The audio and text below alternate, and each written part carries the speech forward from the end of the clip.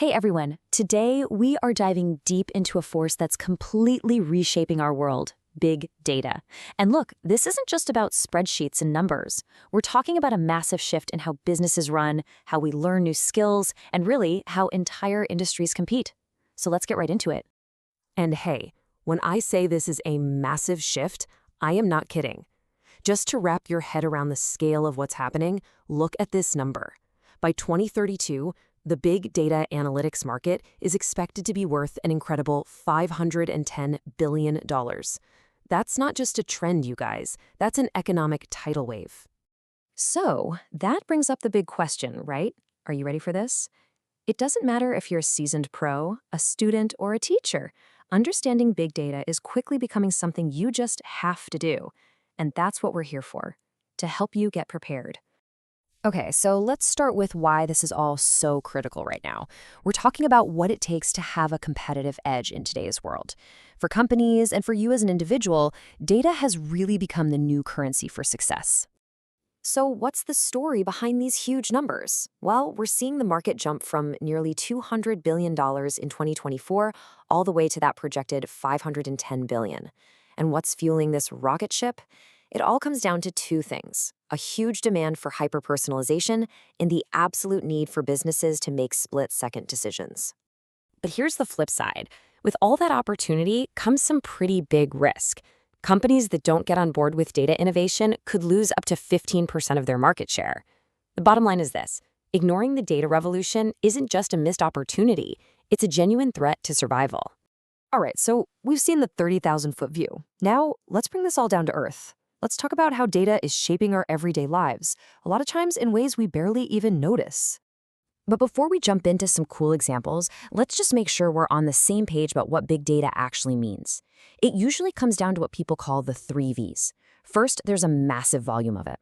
Second, it comes at you with incredible velocity or speed. And third, it comes in a huge variety of forms, everything from text and photos to sensor data and beyond. Okay, first up, a perfect example: Netflix. You ever wonder how it just knows exactly what show you'll want to binge watch next? Well, it's not magic. It's a super powerful recommendation algorithm that crunches huge amounts of viewer data to create an experience that feels like it was made just for you and keeps you watching. Or how about Starbucks? They use their AI platform called Deep Brew to run their super popular rewards program. It looks at what you buy and what you like, then zaps you personalized offers that make you want to come back for more. It's a genius way to boost loyalty. And this goes way beyond just coffee and movies. Look at healthcare. The UK's National Health Service is actually working on creating these unified patient passports. The whole idea is to use all this integrated data to give people truly personalized treatment plans.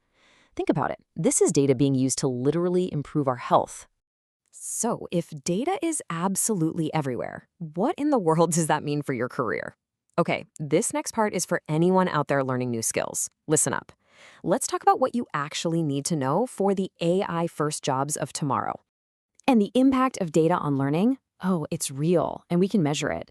Studies have shown a 22% improvement in skill mastery for trainees who use these personalized learning dashboards. The tools give you feedback automatically, helping you close your knowledge gaps way more efficiently. It's pretty amazing. So what should you really be focusing on?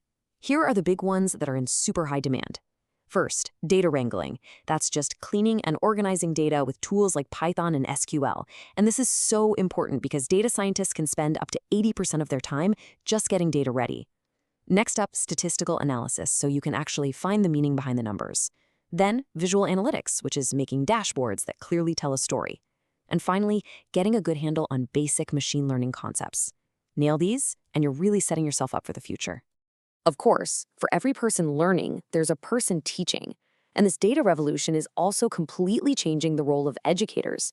It's requiring a pretty fundamental shift in how they even approach teaching. You can really see that evolution right here.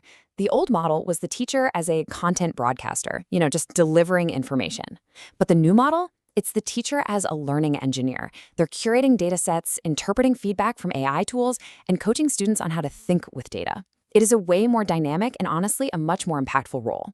And we've got the numbers to back this up. Research actually shows that educators who have advanced digital skills are 1.6 times more likely to build the kind of data-rich learning experiences that really prepare students for today's jobs. It's a straight line connecting the skills of the trainer to the success of the trainee. All right, we've covered the why, the what, and the who. So for this last section, let's get super practical. We're going to open up your Big Data Toolkit, a few simple concepts and resources to help you get going on your own journey. You're going to hear the term data lake thrown around a lot, but don't let it intimidate you. The easiest way to think about it is like a kitchen pantry. Seriously, it's where you store all your raw data, all your different ingredients, just as they are, waiting for you to pull them out and cook them into something valuable, like a delicious meal. Here's another one you'll hear all the time, a recommendation engine. Just think of it like a personal shopper. It's someone who learns your taste, your style, and then goes through thousands of options to show you the few things you're probably going to absolutely love. It's just curation, powered by data. Simple as that. And hey, if you're about to start your very first data project, just remember these 3 simple steps. First, start small. Don't try to boil the ocean. Just work with a sample of your data. Second, visualize it early. Make a few simple charts to see if you can spot any patterns. And third, document everything. Keep a log of your assumptions so your work is clear and anybody can understand it. Feeling fired up to learn more? Good. Here are some absolutely fantastic resources to get you started. You can find great intro courses on edX and Coursera, get hands-on training with Google Cloud and AWS, and there's even a great O'Reilly book if you want practical case studies. So you've got a roadmap right here to get started.